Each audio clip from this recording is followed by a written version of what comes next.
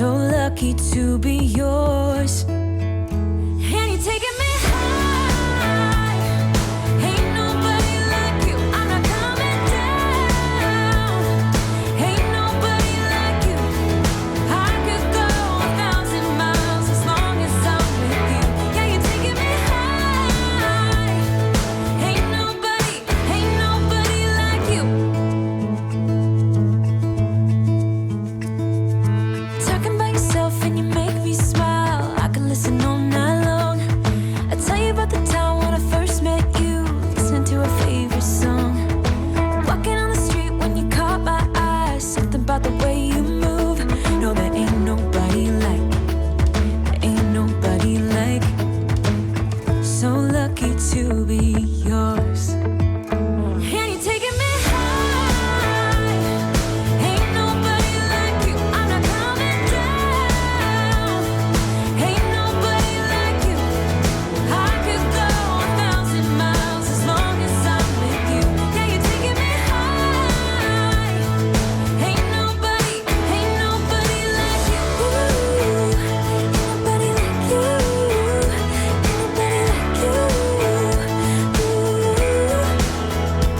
nobody like you. Ain't nobody like you.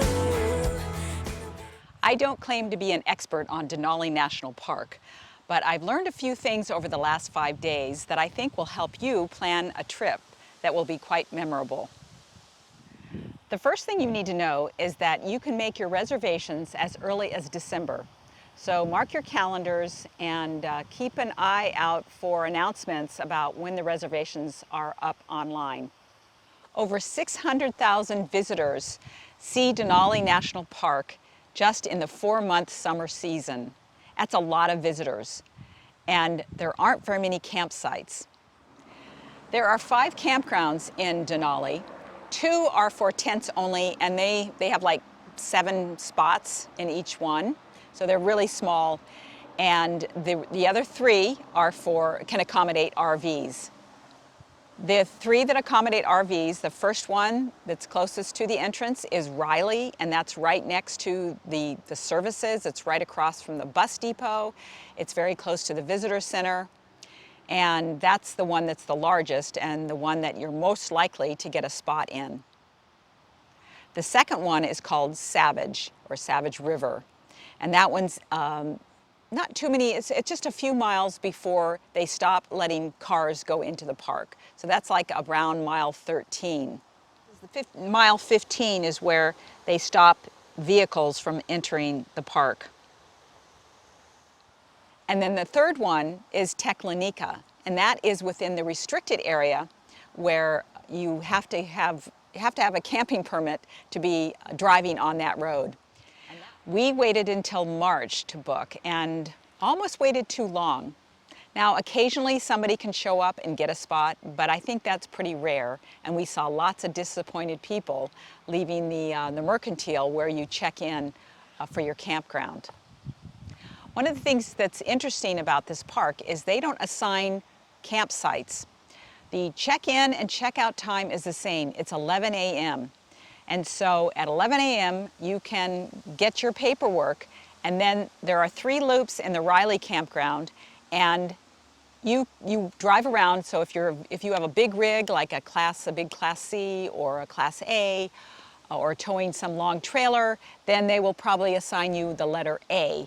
And if you're a short, like in a camper van like we are, you'll be assigned the letter B. And so you drive around one of the 3 loops and you find a campsite that says either A or B, and then you pick it, and that's your campground. And if you're staying here a long time and you really don't like it, you can find another one and just take your paperwork out of the slot and move to a different site. There is only one paved road into the park, and it's only 92 miles long. Most of that road is dirt, and it's restricted to just bus traffic and the few lucky campers that get a spot at the Teklanika campground. So on our first day, we kind of spent the day kind of getting a feel for the area that we were allowed to drive in.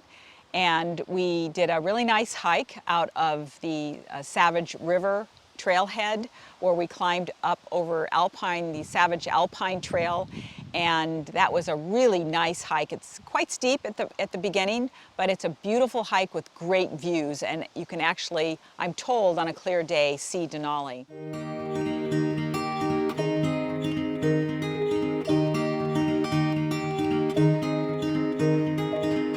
We were young and we were free and running, never bothered about what could be coming.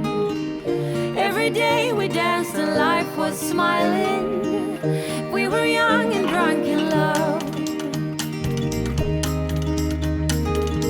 A few years later I have started thinking, if it's just love in every glass I'm drinking, we're like one and without you I'm sinking. I'm always shining next to you. Oh, I got you, there's no reason to chasing pavement on my own, 'cause you're here to stay every night and day. I'm delighted 'cause I got you.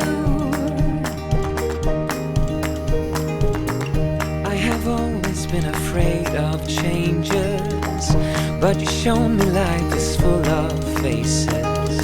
Sometimes clouds got in our favorite places, but we were young. That was a good hike. I'd do that again. I found the whole bus thing rather confusing in this park. They have buses for the cruise lines have buses. You know, there are campground buses, and then there are the tour buses, and there's just all these buses, and they're different bus stops. There's a bus stop at the Visitor Center, and most of the buses go out of the actual bus depot, which is about a 5 to 10 minute walk from Riley Campground. I think the best thing to do is, if you have 4 or 5 days here, wait until you get here, and then immediately before that first night, go over to the bus depot and see what's available, not necessarily for the next day, but for the day after the next. They do not sell tickets more than 2 days out. So you kind of keep your eye on the weather, and if you think the weather is going to be good, then book it on that day if you can. But of course, if you're trying to book for the next day, your options will be much reduced. But we didn't have any problem getting an early bus on the following day. If you have a pass, a parks pass, whether it's the senior pass or just the regular yearly pass, make sure you take that with you, because then you will not be charged for the entrance fee into the park, which is $15 per person.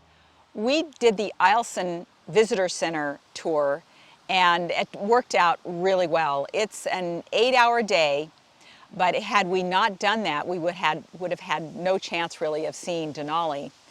And the views from Eielson are spectacular. My only complaint is that the stop at Eielson is not long enough. However, you can opt to get off that bus and then wait for a later bus, but your space is not guaranteed. So you could, there's a chance you would have to wait a couple of hours, but that would be, on a nice day, that would be fine, because you could, do some hiking around that area. We also learned of another option that might interest some of you cyclists or people who travel with your bicycles. The front of most of these buses has a spot for 2 bicycles. It will not accommodate a fat-tired bike or electric bikes, because electric bikes are not allowed inside of the park. But if you have like a mountain bike and you want to take the bus, for example, up to the Eielson Visitor Center and ride it back, you'd be riding back about 50, 60 miles, but most of that is downhill, because Eielson is like at the top of one of the passes. So that would be quite doable if you chose to do that, and I think that would be really fun. I spoke to one of the representatives today to find out more about that bicycle option. We only saw 2 bikes that on our 8-hour drive out to the visitor center. They do not charge extra for it, but when you book your ticket, you need to tell the person that you would be bringing 2 bikes, because there's only room for 2 bikes. I have one more tip for you if you're taking one of the tours, and I highly recommend you do one of the bus tours. My tip is sit on the driver's side of the bus. The views are better, and I think you'll see more of the animals that you're looking for. I think it's partly because the views are better on that side going up, but also because the driver is also looking for animals, and I think he's probably more attuned to spotting them, and do take binoculars because a lot of these animals are quite far away. We, on our trip, saw grizzly bear and moose, caribou, golden eagle. I think we saw just about everything except a wolf, but it was quite an amazing experience. You also need to know that there's no food available, so you have to bring your own food. There is water available at the Eielson Visitor Center if you're taking that tour. Today was kind of a little bit overcast and, you know, a few sprinkles here and there, but that didn't slow anybody down. The buses still run, and the weather here is constantly changing, so be prepared. It can be cold one minute and hot the next. It can be wet and then dry, and you never know whether you're going to see Denali, which is one of the reasons you want to have a trip that's long enough to increase your chances of seeing Denali. So we did some little short hikes around the Riley Campground area, and then this afternoon we went to the dog demonstration area, and I highly recommend you do that. It's a free bus that takes you up to where they keep the dogs. They will, you know, if you get there and you see all these people, you think, oh, am I going to get on the bus? Well, they will just keep loading buses until people are done going. So don't worry about missing the bus. The booklet says that it's a 45-minute ride or something, but it's really 10 minutes. I don't know why they say it's 45 minutes, but it's just a really short ride up there. Then you can see the dogs, see them being, you know, fed, and they give a demonstration, and then there's a little bit more time to spend with the dogs, and then the 10-minute ride back on the bus. It's also important that you show good manners to the dogs.